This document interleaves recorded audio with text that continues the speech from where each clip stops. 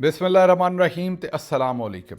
9 ਸਤੰਬਰ ਪਾਕਿਸਤਾਨ ਦੇ ਵਿੱਚ ਮੰਗਲ ਦੀ ਦੁਪਹਿਰ ਤੇ ਅੱਜ ਦੇ ਪੰਜਾਬੀ ਵੀਲੌਗ 'ਚ ਚੜ੍ਹਦੇ ਤੇ ਲੈਂਦੇ ਪੰਜਾਬ ਦੇ ਸੱਜਣਾ ਤੇ ਮਿੱਤਰਾਂ, ਭੈਣਾਂ ਤੇ ਭਰਾਵਾਂ, ਮਾਵਾਂ ਤੇ ਬਜ਼ੁਰਗਾਂ ਨੂੰ ਜੀ ਆਇਆਂ ਨੂੰ।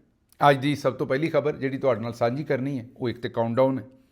81 ਦਿਨ 81 ਡੇਜ਼ 81 ਦਿਨ ਰਹਿ ਗਏ ਨੇ ਫੀਲਡ ਮਾਰਸ਼ਲ ਆਸਿਮ ਮੁਨੀਰ ਦੀ ਰਿਟਾਇਰਮੈਂਟ ਤੇ ਮੁਲਕ ਦੇ ਵਿੱਚ ਨਵੇਂ ਜਿਹੜੇ ਆਰਮੀ ਚੀਫ ਨੇ ਉਹਨਾਂ ਦੇ ਆਉਣ 'ਚ। ਪਰ ਮੈਂ ਤੁਹਾਨੂੰ ਬਾਰ-ਬਾਰ ਦੱਸਣ ਡਿਆ ਕਿ ਇਹ ਜਿਹੜੇ 81 ਦਿਨ ਨੇ ਇਹ ਐਵੇਂ ਨਹੀਂ ਲੰਘਣੇ। ਹਰ ਦਿਨ ਜਿਹੜਾ ਉਹ ਨਵੀਂ ਮੁਸੀਬਤ ਹੋਣੀ ਹੈ ਤੇ ਹਰ ਦਿਨ ਫੀਲਡ ਮਾਰਸ਼ਲ ਸਾਹਿਬ ਤੇ ਉਹਨਾਂ ਦੇ ਸਾਥੀਆਂ ਨੇ ਕੋਈ ਨਵਾਂ ਕਰਤੱਵ ਕਰਨਾ। ਉਹਦੀ ਵਜ੍ਹਾ ਹੈ ਵੀ ਉਹ ਪ੍ਰੈਸ਼ਰ 'ਚ ਨੇ ਬੜੇ।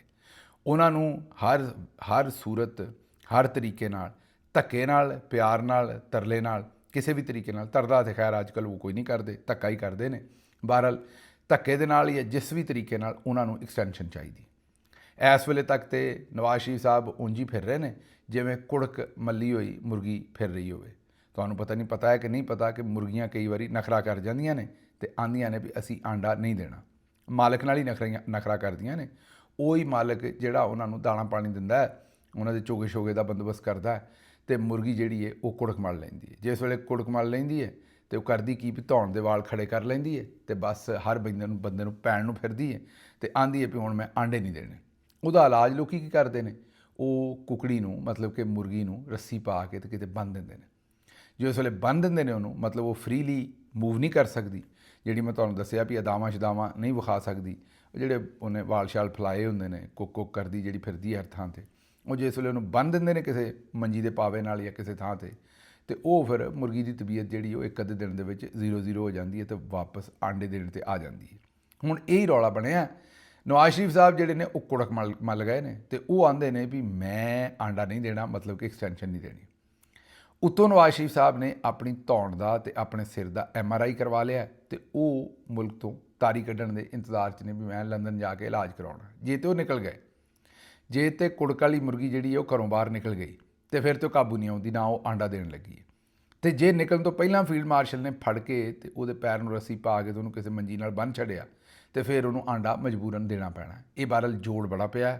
ਵੇਖਦੇ ਆਉਣ ਵਾਲੇ ਦਿਨਾਂ ਦੇ ਵਿੱਚ ਕੀ ਬਣਦਾ। ਲੇਕਿਨ ਇਸ ਵੇਲੇ ਤੱਕ ਜੋੜ ਜਿਹੜਾ ਉਹ ਪੂਰਾ ਜੋਬਨ 'ਤੇ ਚੱਲ ਰਿਹਾ। ਮੀਆਂ ਸਾਹਿਬ ਨਿਕਲਣਾ ਚਾਹ ਰਹੇ ਨੇ ਤੇ ਫੀਲਡ ਮਾਰਸ਼ਲ ਸਾਹਿਬ ਜਿਹੜੇ ਨੇ ਉਹ ਐਕਸਟੈਂਸ਼ਨ ਲੈਣਾ ਚਾਹੁੰਦੇ ਨੇ।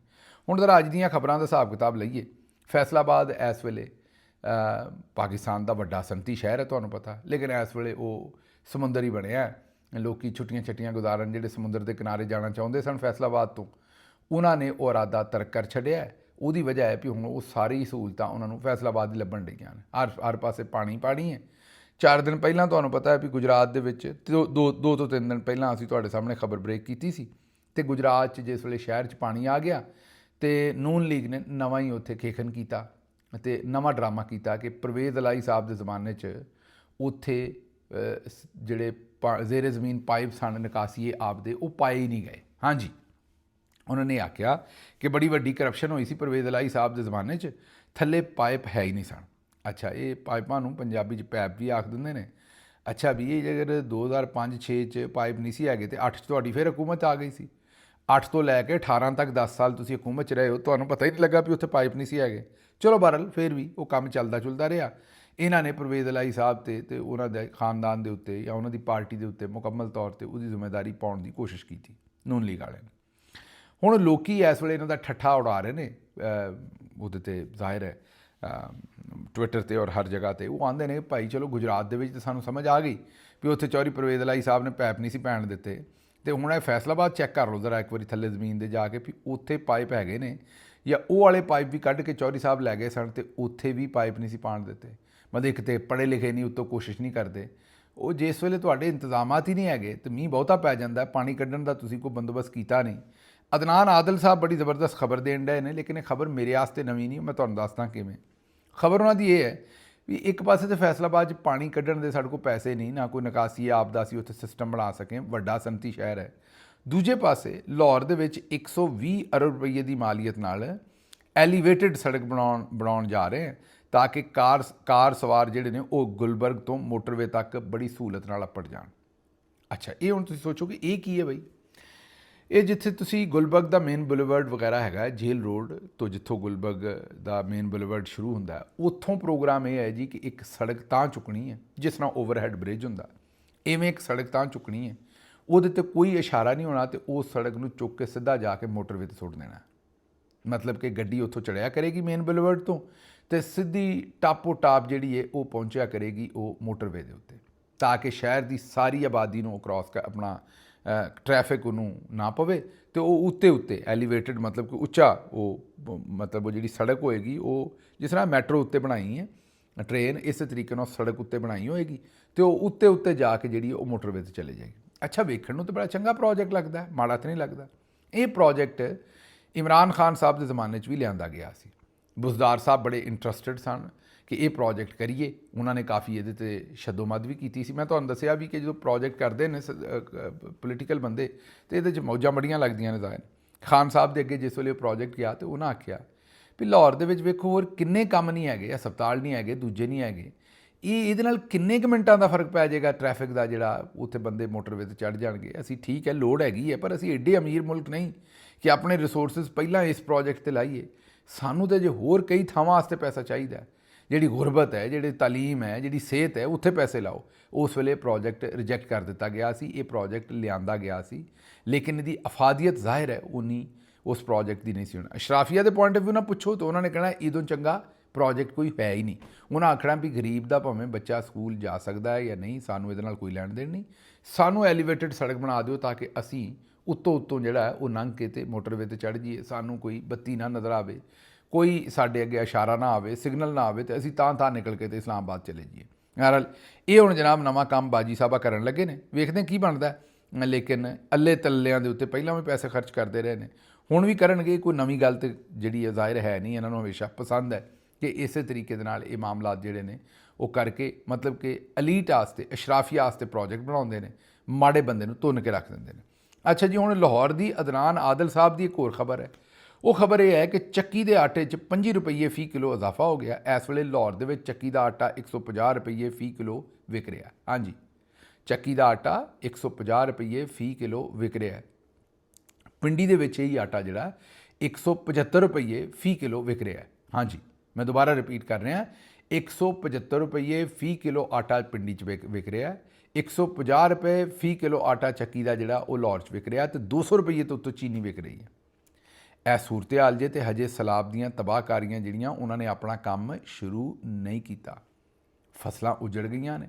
18 ਲੱਖ ਜਿਹੜੀ ਏਕੜ ਹੈ ਉਹਦੇ ਉੱਤੇ ਜਿਹੜੀ ਫਸਲ ਤਿਆਰ ਸੀ ਉਹ ਸਾਰੀ ਦੀ ਸਾਰੀ ਜਾਂ ਤਿਆਰ ਹੋ ਰਹੀ ਸੀ ਉਹ ਸਾਰੀ ਦੀ ਸਾਰੀ ਉਜੜ ਗਈ ਹੈ। ਆਉਣ ਵਾਲੇ ਦਿਨਾਂ ਦੇ ਵਿੱਚ ਚੌਲ ਵੀ ਬੜਾ ਮਹਿੰਗਾ ਹੋਣਾ, ਆਟਾ ਵੀ ਬੜਾ ਮਹਿੰਗਾ ਹੋਣਾ, ਮਕਈ, ਜਵਾਰ, ਮਤਲਬ ਹਰ ਫਸਲ ਹੀ ਮਹਿੰਗੀ ਹੋ ਜਾਣੀ ਹੈ। ਉਹਦੀ ਜਿਹੜੀ ਆਊਟਪੁੱਟ ਹੈ, ਜਿਹੜੀ ਉਹਦੀ ਪ੍ਰੋਡਕਟ ਹੈ, ਉਹਨੇ ਮਹਿੰਗਾ ਹੋ ਜਾਣਾ। ਲੋਕਾਂ ਨੇ ਪਤਾ ਨਹੀਂ ਖਾਣਾ ਕਿੱਥੋਂ ਹੈ ਤੇ ਗੁਜ਼ਾਰਾ ਕਿੱਥੋਂ ਕਰਨਾ ਹੈ, ਸਾਨੂੰ ਪਤਾ ਨਹੀਂ ਹੈ। ਬਹਰਹਾਲ ਕੰਮ ਉਸ ਪਾਸੇ ਨੂੰ ਤੁਰ ਪਿਆ। ਆਟਾ ਵੀ ਮਹਿੰਗਾ ਹੋ ਗਿਆ, ਚੌਲ ਵੀ ਮਹਿੰਗੇ ਹੋ ਗਏ ਨੇ। ਇਹ ਤੁਹਾਡੇ ਸਾਹਮਣੇ ਜਿਹੜੀ ਸੂਰਤ ਹਾਲ ਉਹ ਰੱਖ ਰਹੇ। ਹੁਣ ਗਰੀਬ ਨੇ ਕਿਵੇਂ ਜੀਣਾ ਉਹ ਸਾਨੂੰ ਇਸ ਗੱਲ ਦਾ ਪਤਾ ਨਹੀਂ। ਅੱਛਾ ਜੀ, ਅੱਗੋਂ ਅਜ਼ਮਾ ਬੁਖਾਰੀ ਸਾਹਿਬਾ ਨੇ ਕਿਹਾ ਵੀ ਮਰੀਮ ਨਵਾਜ਼ ਸਾਹਿਬਾ ਤੋਂ ਲੋਕਾਂ ਨੂੰ ਉਮੀਦਾਂ ਬੜੀਆਂ ਨੇ। ਕੋਈ ਉਹਨਾਂ ਨੂੰ ਖਾਲਾ ਮਰੀਮ ਆਂਦਾ ਹੈ ਤੇ ਕੋਈ ਮਾਂ ਮਰੀਮ ਆਂਦਾ ਹੈ। ਆਓ ਜੀ, ਮਾਂ ਮਰੀਮ ਵੀ ਆਂਦੇ ਨੇ, ਖਾਲਾ ਮਰੀਮ ਵੀ ਆਂਦੇ ਨੇ। ਜਦੋਂ ਕੋਈ ਗੁੱਸਾ ਆ ਜਾਏ ਤਾਂ ਉਹ ਫਿਰ ਇਹ ਵੀ ਆਂਦਾ ਵੀ ਸਭ ਦੀ ਮਾਂ ਆ ਗਈ ਹੈ। ਉਹ ਫਿਰ ਜ਼ਰਾ ਲੋਕੀ ਸਖਤ ਲਫ਼ਜ਼ ਵੀ ਇਸਤੇਮਾਲ ਕਰਦੇ ਨੇ। ਅੱਛਾ, ਪਿਆਰ ਵਾਲੇ ਲਫ਼ਜ਼ ਤੁਹਾਨੂੰ ਕਬੂਲ ਨੇ, ਸਖਤ ਲਫ਼ਜ਼ ਨਹੀਂ ਕਬੂਲ। ਜਦੋਂ ਤੁਸੀਂ ਖਾਲਾ ਬਣੋਗੇ, ਮਾਂ ਬਣੋਗੇ ਤਾਂ ਫਿਰ ਲੋਕੀ ਕਿਤੇ ਨਾ ਕਿਤੇ ਕੋਈ ਸਖਤੀ ਵੀ ਕਰਨਗੇ ਜਿਸ ਵੇਲੇ ਉਹ ਭੁਗਤ ਰਹੇ ਹੋਣਗੇ ਤੁਹਾਨੂੰ। ਬਹਰਹਾਲ ਇਹ ਉਹਨਾਂ ਨੇ ਨਵੀਂ ਗੱਲ ਦੱਸੀ ਹੈ।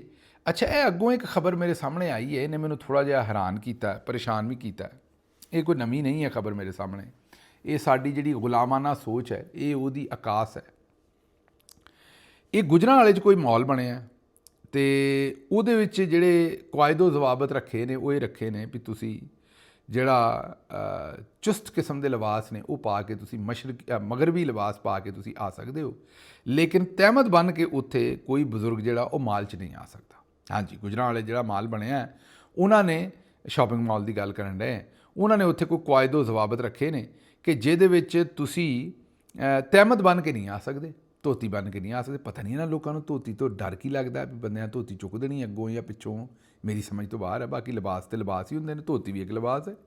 ਇੱਥੇ ਅਮਰੀਕਾ ਦੇ ਵਿੱਚ ਯਕੀਨ ਕਰੋ ਮੈਂ ਕਈ ਵਾਰੀ ਤਹਿਮਤ ਬਣ ਕੇ ਤੇ ਤੁਰਿਆ ਫਿਰਿਆ ਅੱਗੇ ਪਿੱਛੇ ਜਿੱਥੇ ਮੇਰਾ ਦਿਲ ਕੀਤਾ। ਮੈਨੂੰ ਕਿਸੇ ਨੇ ਨਹੀਂ ਡੱਕਿਆ ਵੀ ਭਾਈ ਤੇਰੀ ਧੋਤੀ ਅਗਰ ਖੁੱਲ੍ਹ ਗਈ ਤਾਂ ਫਿਰ ਕੀ ਬਣੇਗਾ, ਜਾਂ ਤੂੰ ਧੋਤੀ ਚੁੱਕਣੀ ਹੈ ਜਾਂ ਕੀ ਕਰਨਾ ਹੈ। ਕਿਸੇ ਬੰਦੇ ਕੋਈ ਸਵਾਲ ਨਹੀਂ ਪੁੱਛੇ, ਜਾਣ ਦਿੰਦੇ ਨੇ ਜਿੱਥੇ ਤੁਹਾਡਾ ਦਿਲ ਕਰਦਾ। ਇਹ ਹੁਣ ਮੈਂ ਕੋਈ ਤੁਹਾਡੇ ਸਾਹਮਣੇ ਕੋਈ ਮੈਂ ਕੋਈ ਲੰਡਨ ਦੀ ਗੱਲ ਨਹੀਂ ਕਰਨ ਡਿਆ, ਮਾਨਚੈਸਟਰ ਦੀ ਗੱਲ ਨਹੀਂ ਕਰਨ ਡਿਆ, ਗੁਜਰਾਂ ਵਾਲੇ ਦੀ ਗੱਲ ਕਰਨ ਡਿਆ ਵੀ ਉੱਥੇ ਇੱਕ ਮਾਲ ਬਣਿਆ ਤੇ ਉਹ ਆਂਦੇ ਨੇ ਵੀ ਉੱਥੇ ਕੋਈ ਧੋਤੀ ਬੰਨ੍ਹ ਕੇ ਨਹੀਂ ਆਏਗਾ। ਮਤਲਬ ਪਿੰਡਾਂ ਵਾਲੇ ਤਾਂ ਮਾਈਨਸ ਕਰਤੇ, ਜੇ ਕੋਈ ਧੋਤੀ ਬੰਨ੍ਹ ਬੈਠਾ ਉਹਨੂੰ ਮੈਨੂੰ ਨਹੀਂ ਪਤਾ ਵੀ ਉਹ ਕੀ ਕਰੇਗਾ ਜੇ ਧੋਤੀ ਬੰਨ੍ਹ ਕੇ ਆਇਆ। ਅੱਛਾ ਇਹ ਪੁੱਛ ਲਓ ਇਹਨਾਂ ਕੋਲੋਂ ਵੀ ਨੰਗਿਆਂ ਆਇਆ ਜਾ ਸਕਦਾ? ਹੋ ਸਕਦਾ, ਕਿਉਂਕਿ ਤੁਹਾਨੂੰ ਪਤਾ ਮਾਡਰਨ ਦੁਨੀਆ, ਨੰਗਿਆਂ ਇਜਾਜ਼ਤ ਦੇ ਦੇਣ ਤੇ ਮਤਾ ਪਿੰਡਾਂ ਵਾਲੇ ਬੰਦਿਆਂ ਨੂੰ ਫਿਰ ਧੋਤੀ, ਫਿਰ ਬਾਹਰ ਕੋਈ ਦੁਕਾਨ ਬਣਾ ਦੇਣਾ ਜਾਂ ਜਗ੍ਹਾ ਬਣਾ ਦੇਣਾ, ਕਿੱਲੀ ਬਣਾ ਦੇਣਾ ਜਿੱਥੇ ਧੋਤੀ ਟੰਗ ਜਿਆ ਕਰਨ ਆਪਣੀ ਵੀ ਆਉਣ ਪਿੱਛੋਂ। ਇਹ ਇੱਕ ਹੋਰ ਪਿੰਡਾਂ ਵਾਲਿਆਂ ਨੂੰ ਵੀ ਗੱਲ ਚੇਤੇ ਰੱਖਣੀ ਚਾਹੀਦੀ ਹੈ ਕਿ ਜੀ ਨਿੱਕਰ ਨੁੱਕਰ ਜਿਹੜੀ ਹੈ ਨਾ, ਨਿੱਕਰ ਪਾਉਣੀ ਜਿਹੜੀ ਇਹ ਕੱਛਾ ਹੁੰਦਾ ਥੋੜ੍ਹਾ ਜਿਹਾ ਵੱਡਾ, ਇਹਦੀ ਇਜਾਜ਼ਤ ਦਿੰਦੇ ਨੇ। ਨਿੱਕਰ ਪਾ ਕੇ ਲੋਕ ਜਾ ਸਕਦੇ ਨੇ ਮਾਲ ਸ਼ਾਲ 'ਚ, ਇਹ ਜ਼ਰਾ ਇਹਨੂੰ ਮਾਡਰਨ ਲਿਬਾਸ ਸਮਝਦੇ ਨੇ। ਅਤੇ ਮੇਰਾ ਮਸ਼ਵਰਾ ਫਿਰ ਇਹੀ ਹੈ ਪਿੰਡਾਂ ਵਾਲਿਆਂ ਨੂੰ ਵੀ ਧੋਤੀ ਦੇ ਥੱਲੇ ਵੱਡਾ ਕੱਛਾ ਜਾਂਘੀਆ ਪਾ ਲਿਆ ਕਰੋ। ਅਤੇ ਜਦੋਂ ਇਸ ਮਾਲ 'ਚ ਆਉਣਾ ਹੈ ਗੁਜਰਾਂ ਵਾਲੀ 'ਚ, ਅਤੇ ਉੱਥੇ ਤਹਿਮਦ ਲਾਈ ਅਤੇ ਉੱਥੇ ਕਿਤੇ ਕਿੱਲੀ ਦੇ ਉੱਤੇ ਟੰਗ ਦਿੱਤੀ, ਜਾਂ ਤਹਿਮਦ ਲਾ ਕੇ ਤੇ ਪੱਗ ਬੰਨ੍ਹ ਲਈ ਸਿਰ ਦੇ ਉੱਤੇ, ਅਤੇ ਥੱਲੇ ਕੱਛਾ ਤਾਂ ਤੁਹਾਡੇ ਹੋਣਾ ਹੀ ਹੈ, ਉਸ ਕੱਛੇ ਨਾਲ ਜਾ ਕੇ ਤੇ ਆਪਣੀ ਸ਼ਾਪਿੰਗ ਕਰ ਲਈ, ਬਾਹਰ ਨਿਕਲੇ ਪੱਗ ਖੋਲੀ ਅਤੇ ਫਿਰ ਤਹਿਮਦ ਬੰਨ੍ਹ ਲਈ। ਇਹ ਹੀ ਕੀਤਾ ਜਾ ਸਕਦਾ ਹੈ ਨਾ ਬੇਸ਼ਰਮਾਂ ਦੇ ਨਾਲ। ਹੋਰ ਤਾਂ ਗੱਲ ਕੋਈ ਮੇਰੀ ਸਮਝ ਤੋਂ ਬਾਹਰ ਹੈ। ਮਤਲਬ ਇਹ ਗੁਲਾਮੀ ਦੀ, ਗੁਲਾਮਾਨਾ ਜ਼ਹਿਨੀਅਤ ਦੀ ਸੋਚ, ਤੁਸੀਂ ਅਹਿਸਾਸੇ ਕਮਤਰੀ ਕਹਿ ਲਓ, ਜੋ ਇਹਨੂੰ ਕਹਿਣਾ ਕਿ ਮਾਲ ਦੇ ਵਿੱਚ ਦਾਖਲੇ ਦੀ ਇਜਾਜ਼ਤ ਇਸ ਗੱਲ 'ਤੇ ਦਿੱਤੀ ਹੈ ਵੀ ਤੁਸੀਂ ਤਹਿਮਦ ਬਣ ਕੇ ਨਹੀਂ ਆ ਸਕਦੇ। ਔਰ ਇਹ ਗੁਜਰਾਂ ਵਾਲੇ ਦੇ ਹਾਲਾਤ ਨੇ। ਇਹ ਕਿਸੇ ਹੋਰ, ਮੈਂ ਤੁਹਾਨੂੰ ਕਿਸੇ ਹੋਰ ਮੁਲਕ ਦੀਆਂ ਗੱਲਾਂ ਨਹੀਂ ਦੱਸ ਰਿਹਾ, ਇਹ ਗੁਜਰਾਂ ਵਾਲੇ ਦੇ ਹਾਲਾਤ ਤੁਹਾਨੂੰ ਦੱਸ ਰਿਹਾ ਵੀ ਉੱਥੇ ਉਹ ਕਹਿੰਦੇ ਨੇ ਤਹਿਮਦ ਬਣ ਕੇ ਤੁਸੀਂ ਮਾਲ 'ਚ ਨਹੀਂ ਆਉਣਾ, ਧੋਤੀ ਨਾ ਪਾਓ, ਬਾਕੀ ਤੁਸੀਂ ਜੋ ਮਰਜ਼ੀ ਪਾ ਕੇ ਜਿਹੜਾ ਨਾ ਉਹ ਜਿੱਥੇ ਮਰਜ਼ੀ ਫਿਰੋ। ਅਤੇ ਫਿਰ ਇਹੀ ਹੈ ਬਸ ਜਾਂਘੀਏ ਪਾਓ ਥੱਲੇ ਅਤੇ ਤਹਿਮਦ ਖੋਲ੍ਹ ਲਿਆ ਕਰੋ ਅਤੇ ਉਹਨੂੰ ਮੋਢੇ 'ਤੇ ਰੱਖ ਲਈ। ਜਾਂ ਮੇਰਾ ਮਤਲਬ ਹੈ ਹਕੂਮਤ ਨੇ ਤਾਂ ਵੈਸੇ ਹੀ ਲਾ ਕੇ ਮੋਢੇ 'ਤੇ ਰੱਖੀ ਹੈ ਅਰਸ਼ਾ, ਤੁਸੀਂ ਵੀ ਮੋਢੇ 'ਤੇ ਰੱਖ ਲਓ ਜਾਂ ਸਿਰ 'ਤੇ ਪੱਗ ਬੰਨ੍ਹ ਲਓ, ਇਹੀ ਤਰੀਕਾ ਹੈ। ਅੱਛਾ ਪੱਗ ਬੰਨ੍ਹ ਕੇ ਧਮਾਲ ਪਾਉਣ ਦਾ ਵੀ ਤੁਹਾਨੂੰ ਪਤਾ ਆਪਣਾ ਹੀ ਸਵਾਦ ਹੈ, ਲੇਕਿਨ ਚਲੋ ਉਹਦੇ 'ਤੇ ਕਿਸੇ ਵੇਲੇ ਫਿਰ ਗੱਲ ਕਰਾਂਗੇ। ਇਹ ਇੱਕ ਐਡਵਰਟਾਈਜ਼ਿੰਗ ਹਕੂਮਤ ਦੀ ਇੱਕ ਰਿਸਰਚ ਡਿਪਾਰਟਮੈਂਟ ਨੇ ਦਿੱਤੀ ਹੈ, ਲਾਮਾ ਇਕਬਾਲ ਓਪਨ ਯੂਨੀਵਰਸਿਟੀ ਦਾ ਜਿਹੜਾ ਇੰਟਰਨਲ ਫੰਡਡ ਰਿਸਰਚ ਪ੍ਰੋਜੈਕਟ ਹੈ। ਉਹਨਾਂ ਨੇ ਆਖਿਆ ਜੀ ਸਾਨੂੰ ਰਿਸਰਚ ਅਸਿਸਟੈਂਟ ਚਾਹੀਦੇ ਨੇ, ਕੁਆਲੀਫਿਕੇਸ਼ਨ PhD ਜਾਂ MPhil ਹੈ, ਅਤੇ ਤਨਖਾਹ ਅਸੀਂ ਦਿਆਂਗੇ 15,000। ਅਸ਼ਕੇ ਮੈਂ ਕਿਹਾ ਸਵਾਦ ਨਹੀਂ ਆ ਗਿਆ। ਪਾਕਿਸਤਾਨ 'ਚ ਇਸ ਵੇਲੇ ਖਾਕਰੂਪ ਦੀ ਤਨਖਾਹ ਜਿਹੜੀ ਉਹ ਵੀ 40,000 ਹੈ, ਔਰ ਹੋਣੀ ਵੀ ਚਾਹੀਦੀ ਹੈ, ਇਦੋਂ ਵੀ ਜ਼ਿਆਦਾ ਹੋਣੀ ਚਾਹੀਦੀ ਹੈ। ਲੇਕਿਨ PhD ਨੂੰ ਤਨਖਾਹ ਕਿੰਨੀ ਹੈ ਮਹੀਨੇ ਦੀ? 15,000 ਰੁਪਈਆ। ਮੈਂ ਕਿਹਾ ਤੁਸੀਂ ਚੱਸ ਨਹੀਂ ਬੰਨ੍ਹ ਦਿੱਤੀ ਇੱਕ ਵਾਰੀ? ਵੈਸੇ ਹੋਣਾ ਵੀ ਇੰਝ ਹੀ ਚਾਹੀਦਾ ਜੇ ਇਸ ਵੇਲੇ ਨੀਮ ਖਵਾਉਂਦਾ matric middle pass Mariam Nawaz ਨੂੰ ਤੁਸੀਂ ਚੀਫ ਮਿਨਿਸਟਰ ਲਾਤਾ ਹੈ, ਅਤੇ ਉਸ ਵੇਲੇ ਮੈਨੂੰ ਇਹ ਦੱਸੋ ਵੀ ਇਹ PhD ਨੂੰ 15,000 ਵੀ ਮੇਰਾ ਤੁਹਾਡਾ ਬਸ ਚੱਲੇ, ਤੁਸੀਂ ਆਖੋ ਵੀ 15 ਵੀ ਨਹੀਂ ਦੇਣਾ, 15 ਲਿੱਤਰ ਮਾਰਿਆ ਕਰਨੇ ਨੇ ਜਿਹਨੇ PhD ਕੀਤੀ ਉਹਨੂੰ ਮਹੀਨੇ ਦਾ ਕੰਮ ਵੀ ਕਰੇਗਾ ਅਤੇ 15 ਲਿੱਤਰ ਵੀ ਖਾਏਗਾ ਸਾਡੇ ਕੋਲੋਂ। ਇੱਥੇ ਪੜ੍ਹੇ ਲਿਖੇ ਬੰਦੇ ਨੂੰ ਜਿੰਨੇ ਵੀ ਕੋਈ ਚੰਗਾ ਕੰਮ ਕਰਨਾ ਹੈ ਉਹਨੂੰ ਇਸ ਮੁਲਕ 'ਚ ਸਜ਼ਾ ਮਿਲਣੀ ਚਾਹੀਦੀ ਹੈ। ਵੀ ਜੇ ਇਸ ਮੁਲਕ ਦੇ ਵਿੱਚ ਇੱਕ ਨੀਮ ਖਵਾਉਂਦਾ ਔਰਤ ਜਿਹੜੀ ਪੜ੍ਹੀ ਨਹੀਂ ਉਹਨੂੰ ਚੀਫ ਮਿਨਿਸਟਰ ਬਣਾਤਾ ਹੈ, ਅਤੇ ਦੱਸੋ ਉੱਥੇ ਜਿਹਨੇ PhD ਕੀਤੀ ਉਹਨੇ ਕੀਤਾ ਤਾਂ ਗੁਨਾਹ ਹੀ ਹੈ ਨਾ, ਅਤੇ ਉਹਨੂੰ ਉਹਦੀ ਸਜ਼ਾ ਮਿਲਣੀ ਚਾਹੀਦੀ ਹੈ। ਅਤੇ ਇਹ ਸੂਰਤ ਹਾਲ ਬਣੀ। ਅੱਛਾ ਜੀ, ਕਬੱਡੀ ਦਾ ਮਾਰੂਫ ਪਲੇਅਰ ਸੀ ਮਾਖਾ ਜੱਟ, ਇਹ ਮਾਖਾ ਜੱਟ ਸਾਹਿਬ ਵਫਾਤ ਪਾ ਗਏ ਨੇ, ਹਾਰਟ ਅਟੈਕ ਦੇ ਨਾਲ ਇਹ ਫੌਤ ਹੋਏ ਨੇ। ਕਬੱਡੀ ਖੇਡਣ ਡਏ ਸਨ, ਉੱਥੇ ਹੀ ਹਾਰਟ ਅਟੈਕ ਹੋਇਆ ਅਤੇ ਅੱਲਾ ਨੂੰ ਪਿਆਰੇ ਹੋ ਗਏ ਨੇ। ਹੁਣ ਪਤਾ ਇਹ ਲੱਗਣ ਡਿਆ ਵੀ ਮਾਖਾ ਜੱਟ ਸਾਹਿਬ ਜਿਹੜੇ ਨੇ ਇਹ ਦਿਨ ਦਾ 3 ਕਿਲੋ ਦੁੱਧ, ਦੇਸੀ ਘਿਓ ਅਤੇ ਹੋਰ ਵੀ ਲੰਮਾ ਚੌੜਾ ਹਿਸਾਬ ਕਿਤਾਬ ਇਹਨਾਂ ਦਾ ਖੁਰਾਕ ਦੇ ਵਿੱਚ ਹੈ ਸੀ। ਜ਼ਾਹਿਰ ਹੈ ਵਰਜ਼ਿਸ਼ ਵੀ ਕਰਦੇ ਸਨ, ਐਕਸਰਸਾਈਜ਼ ਵੀ ਕਰਦੇ ਸਨ, ਖੇਡਦੇ ਵੀ ਸਨ, ਲੇਕਿਨ ਰੋਜ਼ ਇੰਨਾ ਦੁੱਧ ਅਤੇ ਦੇਸੀ ਘਿਓ ਅਤੇ ਖੁਰਾਕ ਜਦੋਂ ਖਾਂਦੇ ਸਨ ਅਤੇ ਜ਼ਾਹਿਰ ਹੈ ਉਹ ਜਿਹੜੀ ਆਊਟਪੁੱਟ ਸੀ, ਐਕਸਰਸਾਈਜ਼ ਸੀ, ਉਹਦੇ ਨਾਲ ਉਹ ਕੰਮ ਪੂਰਾ ਨਹੀਂ ਸੀ ਹੁੰਦਾ। ਇਹ ਮੇਰਾ ਮਸ਼ਵਰਾ ਆਪਣੇ ਸਾਰੇ ਜਿਹੜੇ ਪਹਿਲਵਾਨ ਨੇ ਉਹਨਾਂ ਨੂੰ ਇਹੀ ਹੈ ਵੀ ਹੁਣ ਪੁਰਾਣੇ ਕੰਮ ਆਪਾਂ ਨਹੀਂ ਕਰਨੇ। ਜ਼ਿੰਦਗੀ ਸਾਡੀ ਬਦਲ ਗਈ ਹੈ। ਪਹਿਲੇ ਸਾਇੰਸ ਨੂੰ ਐਡਾ ਕੁਛ ਨਹੀਂ ਸੀ ਪਤਾ, ਹੁਣ ਸਾਇੰਸ ਨੂੰ ਵੀ ਪਤਾ ਹੈ, ਅਤੇ ਖੁਰਾਕਾਂ ਵੀ ਬਦਲ ਗਈਆਂ ਨੇ, ਅਤੇ ਸਾਡੇ ਤੌਰ ਤਰੀਕੇ ਵੀ ਬਦਲ ਗਏ ਨੇ। ਇਸ ਲਈ ਤੁਸੀਂ ਡਾਕਟਰ ਨਾਲ ਮਸ਼ਵਰਾ ਕਰਕੇ ਰੋਟੀ ਪਾਣੀ ਖਾਇਆ ਕਰੋ। ਇਹ 2-2 3-3 ਸਿਰ ਦੁੱਧ ਪੀਣ ਵਾਲਾ ਕੰਮ ਹੁਣ ਠੀਕ ਨਹੀਂ ਹੈ। ਹੁਣ ਜ਼ਰਾ ਆਪਣੀ ਕੁਆਂਟਿਟੀ ਘੱਟ ਕਰੋ, ਤੁਹਾਡੀ ਮਿਹਰਬਾਨੀ ਹੈ। ਮਾਖਾ ਜੱਟ ਜੀ ਜਿਹੜੇ ਨੇ ਉਹਨਾਂ ਨੂੰ ਅੱਲਾ ਜੰਨਤ ਨਸੀਬ ਕਰੇ। ਸਾਡੀ ਉਹਨਾਂ ਦੇ ਨਾਲ ਬੜੀ ਦੁਆਵਾਂ, ਉਹਨਾਂ ਦੇ ਘਰ ਵਾਲਿਆਂ ਦੇ ਨਾਲ ਪੁਰਸਾ। ਜਹਾਨੀਆਂ ਮੰਡੀ ਤੋਂ ਇਹਨਾਂ ਦਾ ਤਾਲੁਕ ਸੀ ਅਤੇ ਬੜਾ ਸੋਗਵਾਰ ਰਹੇ ਨੇ ਲੋਕ ਇਹਨਾਂ ਦੀ ਵਫਾਤ ਦੇ ਉੱਤੇ। ਜਿਹੜੇ ਬਾਕੀ ਦੂਸਰੇ ਬੰਦੇ ਨੇ ਉਹਨਾਂ ਨੂੰ ਮੈਂ ਇਹੀ ਮਸ਼ਵਰਾ ਦਿਆਂਗਾ ਕਿ ਤੁਸੀਂ ਜ਼ਰਾ ਮਿਹਰਬਾਨੀ ਕਰਕੇ ਖਾਣ ਪੀਣ ਜ਼ਰਾ ਥੋੜ੍ਹਾ ਜਿਹਾ ਹੁਣ ਹੱਥ ਰੋਕ ਕੇ ਰੱਖੋ। ਉਹ ਪੁਰਾਣੇ ਪਹਿਲਵਾਨਾਂ ਵਾਲੇ ਕੰਮ ਨਾ ਕਰੋ ਵੀ ਛੰਨੇ ਜਿਹੜੇ ਨੇ ਉਹ ਤੁਸੀਂ ਘਿਓ ਦੇ ਪੀ ਗਏ ਹੋ ਅਤੇ ਤੁਹਾਨੂੰ ਕੁਝ ਹੋਣਾ ਹੀ ਨਹੀਂ। ਅੱਛਾ ਜੀ, ਅੱਗੋਂ ਨਵਾਬ ਟਾਊਨ ਲਾਹੌਰ ਦੇ ਵਿੱਚ ASI ਜਿਹੜਾ ASI 2 ਹੈ, ਉਹਨੇ ਇੱਕ ਰਿਪੋਰਟ ਲਿਖੀ ਹੈ। ਅਸਿਸਟੈਂਟ ਸਬ ਇੰਸਪੈਕਟਰ ਨੇ ਬਿਸਮਿल्ला ਚੌਕ ਅਬਦੁਲ ਸਤਾਰ ਈਦੀ ਰੋਡ ਦੇ ਉੱਤੇ ਉਹਨੇ ਵਾਕਿਆ ਦਾ ਜਿਹੜਾ ਵਕੂਆ ਹੈ ਉਹ ਲਿਖਿਆ ਵੀ ਇੱਥੇ ਵਾਕਿਆ ਹੋਇਆ। 8:45 ਸ਼ਾਮ ਨੂੰ ਇਹ ਵਾਕਿਆ ਹੋਇਆ। 7 ਸਤੰਬਰ ਮਾਜ਼ਰਤ 8:45 ਸੁਬਹ, 8:45 ਸੁਬਹ 7 ਸਤੰਬਰ ਦਾ ਇਹ ਵਾਕਿਆ ਹੈ। ਔਰ ਇਹ ਉੱਥੋਂ ਦਾ ਸਬ ਇੰਸਪੈਕਟਰ ਲਿਖ ਰਿਹਾ ਤੇ ਉਹਨੇ ਲਿਖਿਆ ਕੀ ਹੈ, ਉਹਨੇ ਕਿਹਾ ਜੀ ਲਾਹੌਰ ਦੇ ਵਿੱਚ ਮੁਲਜ਼ਮ ਦਾਨਿਸ਼ ਅਲੀ ਵਲਦ ਜ਼ੁਲਫਕਾਰ ਅਲੀ ਕੌਮ ਤਾਰਾ ਜੱਟ ਸਕਨਾ ਮਾਡਲ ਕਾਲੋਨੀ ਫਰਦੌਸ ਮਾਰਕੀਟ ਗੁਲਬਰਗ। ਉਹਨਾਂ ਨੇ ਕਿਹਾ ਜੀ ਇਹਨਾਂ ਦੇ ਕੋਲ ਗੱਡੀ ਹੈ GLI 2012 ਸਿਲਵਰ ਮਾਡਲ ਕਰੋਲਾ ਔਰ ਨੰਬਰ ਹੈ LEA 5421। ਉਹਨਾਂ ਕਿਹਾ ਜੀ ਇਸ ਗੱਡੀ ਦੇ ਵਿੱਚ ਜੁਰਮ ਦੀ ਨਵੀਅਤ ਕੀ ਹੈ? ਜੁਰਮ ਦੀ ਨਵੀਅਤ ਹੈ ਕਿ ਮੁਲਜ਼ਮ ਦਾਨਿਸ਼ ਅਲੀ ਆਪਣੀ ਗੱਡੀ ਦੇ ਵਿੱਚ ਬਾਵਾਜ਼ੇ ਬੁਲੰਦ ਗਾਣਾ ਸੁਣ ਰਿਹਾ ਸੀ, ਝਾਂਜਰ ਦੀ ਪਾਵਾਂ ਛਣਕਾਰ ਆਵੇਗਾ ਜਦੋਂ ਮੇਰਾ ਪਿਆਰ। ਤੇ ਇਹ ਉਹਨਾਂ ਨੇ ਕਿਹਾ ਜੁਰਮ ਹੈ, ਇਹ Punjab sound system regulation act 2015 ਦੀ ਖਿਲਾਫਵਰਜ਼ੀ ਹੈ। ਮੁਲਜ਼ਮ ਕੋਲੋਂ ਅਸੀਂ ਬਿਆਨ ਲਿਆ ਵੀ ਤੂੰ ਇਹ ਝਾਂਜਰ ਦੀ ਪਾਵਾਂ ਛਣਕਾਰ ਕਿਉਂ ਸੁਣ ਰਿਹਾ ਸੀ? ਉਹਨੇ ਕਿਹਾ ਜੀ ਮੈਂ ਇਕਰਾਰ ਕਰਦਾ ਕਿ ਮੈਂ ਉੱਚੀ ਆਵਾਜ਼ 'ਚ ਗਾਣਾ ਚਲਾਉਣਾ ਮੇਰਾ ਸ਼ੌਕ ਹੈ ਤੇ ਮੈਂ ਅਕਸਰ ਇਹ ਕੰਮ ਕਰਦਾ ਰਹਿੰਦਾ ਤੇ ਇਹ ਕਿਉਂਕਿ ਖਿਲਾਫੇ ਕਾਨੂੰਨ ਹੈ ਇਸ ਲਈ ਇਹਦੇ ਖਿਲਾਫ ਕਾਰਵਾਈ ਕੀਤੀ ਗਈ ਹੈ। ਪੁਲਿਸ ਨੇ ਮੁਲਜ਼ਮ ਦਾਨਿਸ਼ ਅਲੀ ਦੇ ਖਿਲਾਫ ਸਾਊਂਡ ਸਿਸਟਮ ਐਕਟ ਦੀ ਖਿਲਾਫਵਰਜ਼ੀ ਤੇ ਮੁਕੱਦਮਾ ਦਰਜ ਕਰ ਲਿਆ ਤੇ ਮਜ਼ੀਦ ਕਾਨੂੰਨੀ ਕਾਰਵਾਈ ਜਿਹੜੀ ਹੈ ਉਹ ਸ਼ੁਰੂ ਕਰ ਦਿੱਤੀ। ਲੱਖ ਦੀ ਲਾਹਨਤ ਹੈ ਵੈਸੇ ਬਈ ਤੁਹਾਡੇ ਤੇ ਇਹ ਸੂਰਤ-ਏ-ਹਾਲ ਜੇ ਇਸ ਮੁਲਕ ਦੀ ਵੀ ਉਹਨੂੰ ਕੋ 500 ਦਾ ਜੁਰਮਾਨਾ ਕਰੋ, ਮੁੰਡੇ ਨੂੰ ਛੱਡੋ, ਕਿਹੜਾ ਜੁਰਮ ਉਹਨੇ ਕਰ ਛੱਡਿਆ ਜੇ ਝਾਂਜਰ ਦੀ ਪਾਵਾਂ ਛਣਕਾਰ ਉਹਨੇ ਸੁਣ ਲਿਆ। ਲੇਕਿਨ ਤੁਸੀਂ ਆਪ ਹਿਸਾਬ ਲਾ ਲਓ ਇਸ ਮੁਲਕ ਦੇ, ਪਰ ਜਿਹੜਾ ਕਾਬੂ ਆ ਜਾਏ। ਦੂਸਰੇ ਪਾਸੇ ਫੀਲਡ ਮਾਰਸ਼ਲ ਸਾਹਿਬ ਆਈਨ ਤੋੜੀ ਫਿਰਦੇ ਨੇ, ਉਹਨਾਂ ਤੁੰਨ ਕੇ ਰੱਖਿਆ ਕੰਮ ਨੂੰ। ਬਾਜੀ ਜਿਹੜੀ ਉਹ ਜੋ ਕੁਝ ਕਰੀ ਫਿਰਦੀ ਹੈ, ਬਾਕੀ ਬੰਦੇ ਜਿਹੜੇ ਜੋ ਕੁਝ ਕਰੀ ਫਿਰਦੇ ਨੇ ਉਹ ਤੁਹਾਡੇ ਸਾਹਮਣੇ ਨੇ। ਪਰ ਇਸ ਗਰੀਬ ਨੇ ਝਾਂਜਰ ਦੀ ਪਾਵਾਂ ਛਣਕਾਰ ਕਿਉਂ ਸੁਣ ਲਿਆ, ਇਹਨੂੰ ਤੁੰਨ ਦਿਓ।